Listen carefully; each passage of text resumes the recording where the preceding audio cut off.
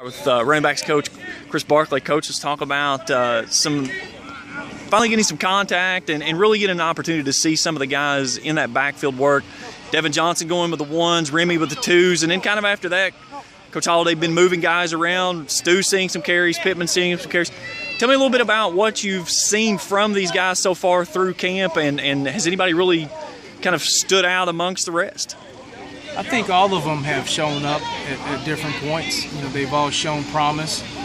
They've shown the ability to be coachable and take coaching points, and so I don't have to, reiterate myself multiple times. And that's, as a coach, you can appreciate that.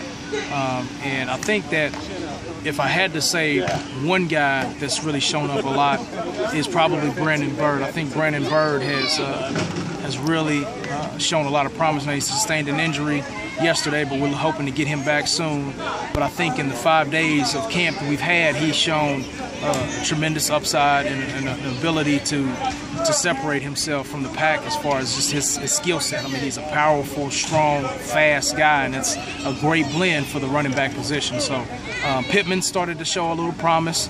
He's still kind of learning. Things are happening a little fast at times. There's still some mental mistakes, but there's some things that show promise. And Remy has really shown some consistency, more so than I think we've seen in the last few years since he's been here. So he's really shown a lot of leadership, and Devin, he's really helped Devin out tremendously, and Devin's just a player.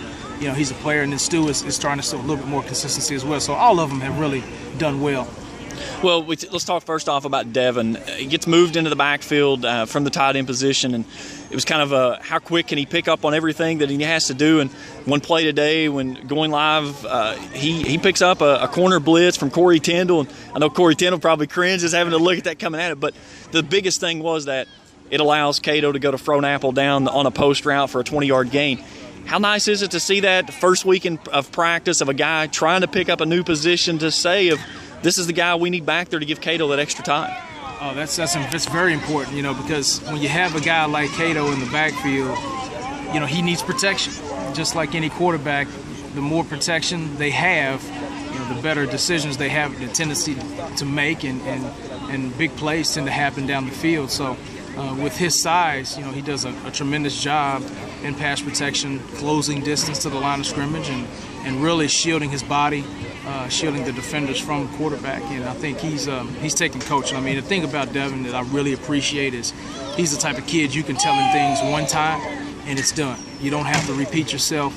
And as a coach, that's very important. Kid takes coaching and can take it from the classroom out here to the field, and you see results. You talked about Remy Watson, and he's really stepped up, especially what we've seen out of him over the last couple years. One play today, he got north and south and kept it there rather than that east and west dancing that he used to do in the past couple years. What has it been that you've been able to get him to understand of get it north and south and let his speed take over and get rid of the fancy footwork and just get the ball moving upfield? I think probably the best thing that I've told him is that it's a revolutionary statement. I said, I don't know if you know this, Remy, but the end zones are north and south.